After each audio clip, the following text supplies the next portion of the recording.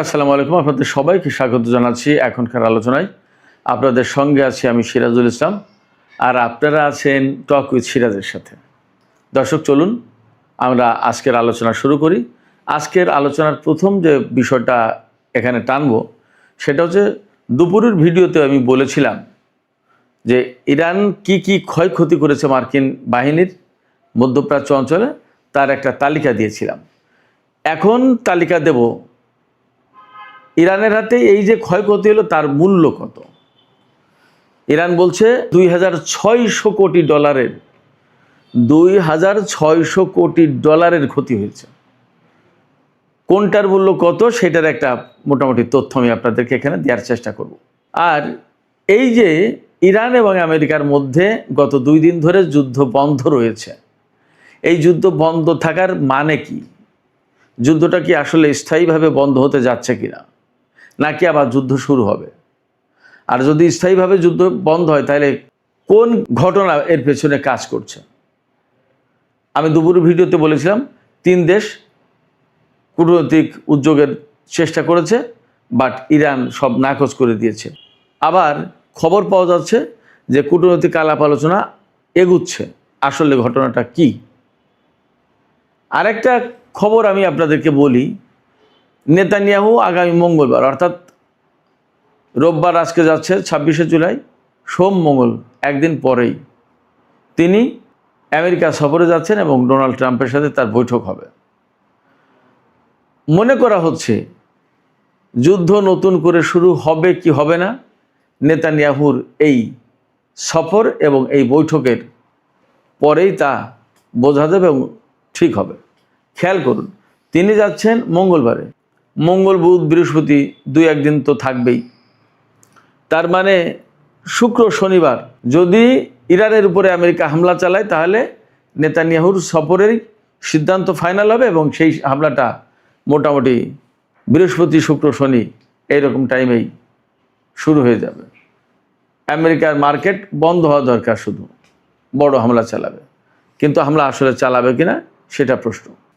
এদিকে ইরান বলছে তাদের ক্ষেপণাস্ত্রে এমন ওয়ারহেড বসানো আছে যে ওয়ারহেড বসানোর কারণে তাদের এই ক্ষেপণাস্ত্রকে এখন বড় কোনো প্রযুক্তি শনাক্ত করতে পারবে না এবং আটকাতে পারবে না। তার মানে কি? তার মানে এখন ইরানের ক্ষেপণাস্ত্র আরও বেশি অপ্রতিরোধ্য হয়ে গেল। তার নমুনা সম্ভবত আমরা জর্দান, কুয়েত, বাহরাইন বিভিন্ন জায়গায় দেখলাম গত কিছুদিন। আরেকটি খবর আছে, সৌদি আরব থেকে নাকি 500 মার্কিন সেনা সৌদি সরকারকে না বলেই চলে গেছে। এটা নাকি বলছি, একদম কনফার্ম খবর না, সামাজিক মাধ্যমে আমি খবরটা দেখলাম। এই খবরের সত্যতা নিয়ে এখনও আমি শিওর না, বাট খবরটা দেখেছি তাই আমি আপনাদেরকে শুধু জানালাম। সর্বশেষ আর একটা বিষয় নিয়ে আমি আজকের ভিডিওতে আলোচনা করব, সেটা হচ্ছে ইউক্রেন ইরানের একটি জাহাজে হামলা করেছে, আপনারা জানেন, কাস্পিয়ান সাগরে। ইউক্রেন কেন ইরানের এই জাহাজে হামলা করলো এবং এ ব্যাপারে ইরান কি ভাবছে, কি বলছে? যুদ্ধ কি তাহলে ইউক্রেন রাশিয়া এই পর্যায়ে চলে যাবে? ইরানের এই যুদ্ধ, তার মানে যুদ্ধ কি আরও ছড়িয়ে পড়ছে এবং এই যুদ্ধ আসলে বিস্তৃত হয়ে কত দূর যাবে, এ প্রশ্ন কিন্তু আসছে। আর একই সাথে জানিয়ে রাখি, তেলের দাম কিন্তু $100 উপরে ব্যারেল প্রতি।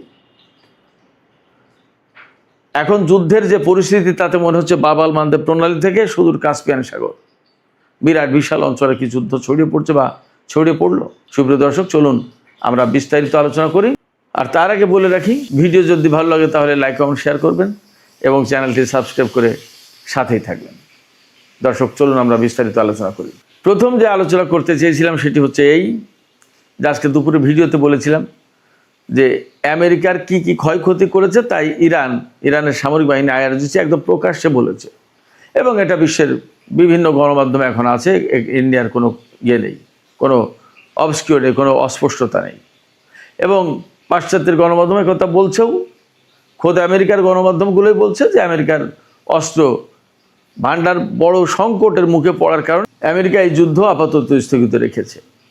জানি না এই যুদ্ধ আসলে আপাতত স্থগিত রাখার প্রশ্ন, নাকি আরও বড় হামলা করতে চায় তার জন্য সামগ্রিক একটা প্রস্তুতি। কথা কিন্তু সব রকমেরই আছে। যাই হোক না কেন, বড় হামলা করলেও ইরানকে মোকাবেলা করতে হবে, যুদ্ধ যদি আমেরিকা না করে তাহলেও ইরানকে তার মতো করে আগাতে হবে।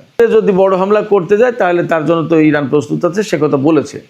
ইরানের সামরিক বাহিনীর যে মুখপাত্র ব্রিগেডিয়ার জেনারেল আকরাম মিনিয়া, তিনি আজকে বলেছেন ইরানের সামনে এখন 3টা পথ।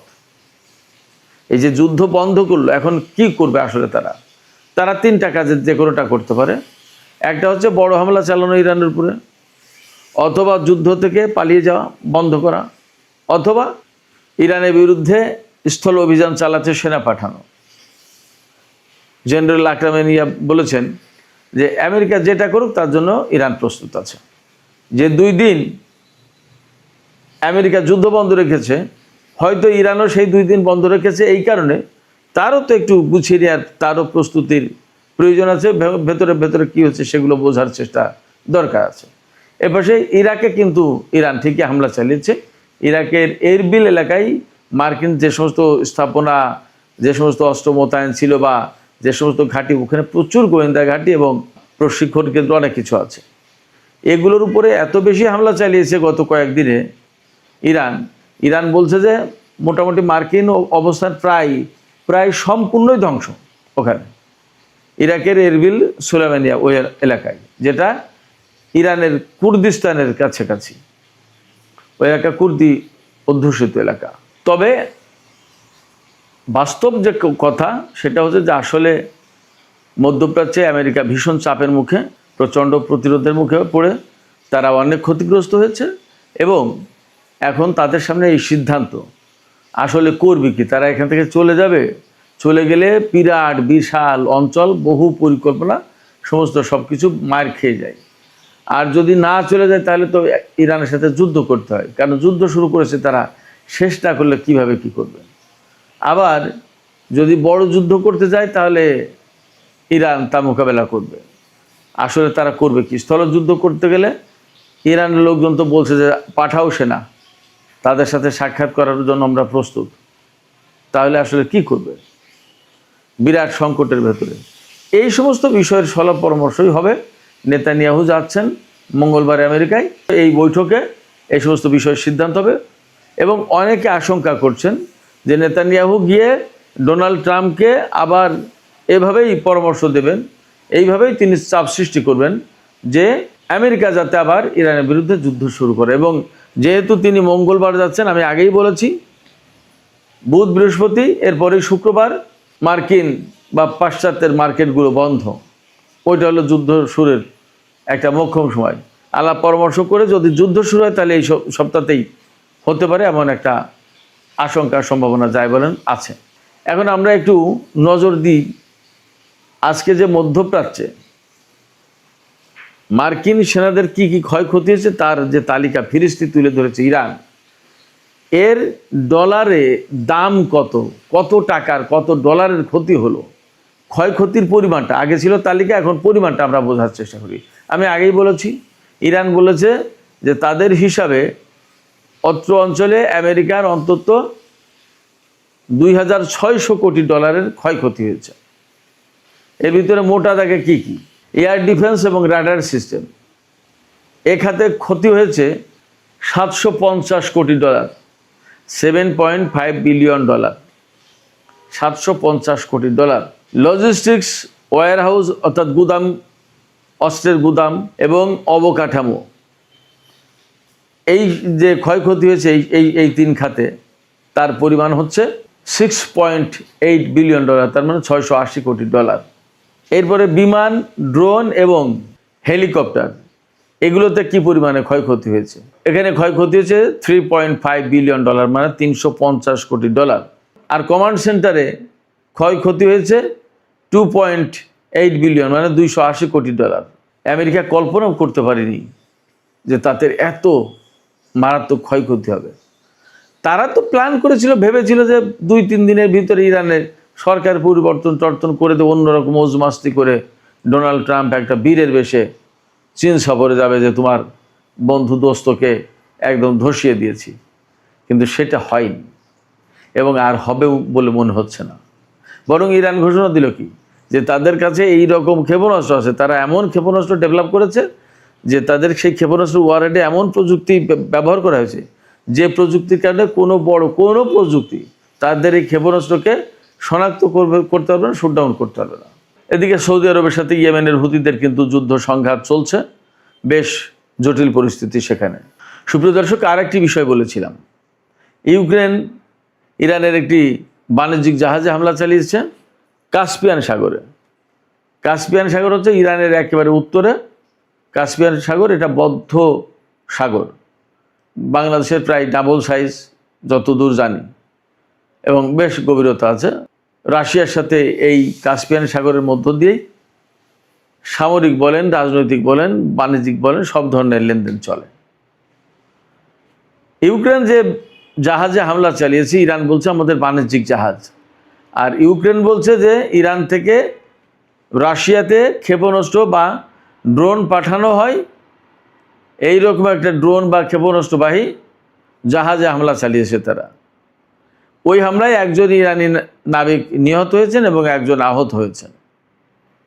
ইরান এ ব্যাপারে খুবই ক্ষিপ্ত হয়েছে, প্রচণ্ড প্রতিবাদ জানিয়েছে এবং ইউক্রেনকে হুমকি দিয়েছে। আর ইরানে নিযুক্ত ইউক্রেনের যে রাষ্ট্রদূত তাকে তলব করেছে, তাকে শাসিয়েছে, তাকে বকাবকি করেছে বা গরম নজরে তার দিকে তাকিয়ে কথা বলেছে ইরান। এটা ঠিক করে এর প্রতিশোধ কিন্তু তোমাদেরকে নিতে হবে। তো ইরান কড়া হুঁশিয়ারি উচ্চারণ করে বলেছে যে ইউক্রেন এই যে হামলা চালালো ইরানের জাহাজে, এটা বিনা জবাবে, বিনা শাস্তিতে ইউক্রেন পার পাবে না। এবং ইরান এও হুমকি দিয়েছে যে ইউক্রেন এই হামলা চালিয়ে এই যুদ্ধের পরিধি আরও অনেক বেশি বিস্তৃত করে তোলার ব্যবস্থা করলো, মানে যুদ্ধ অনেক বেশি ছড়িয়ে দেওয়ার ব্যবস্থা করলো। যুদ্ধ কিন্তু ছড়িয়ে যেতে পারে। এখন ইউক্রেন পরবর্তীতে আর কি ব্যবস্থা নেয় সেটা একটা দেখার বিষয়। এখানে প্রশ্ন আসতে পারে যে ইউক্রেন হঠাৎ করে এতদিন পরে ইরানের উপরে এখন কেন হামলা চালালো?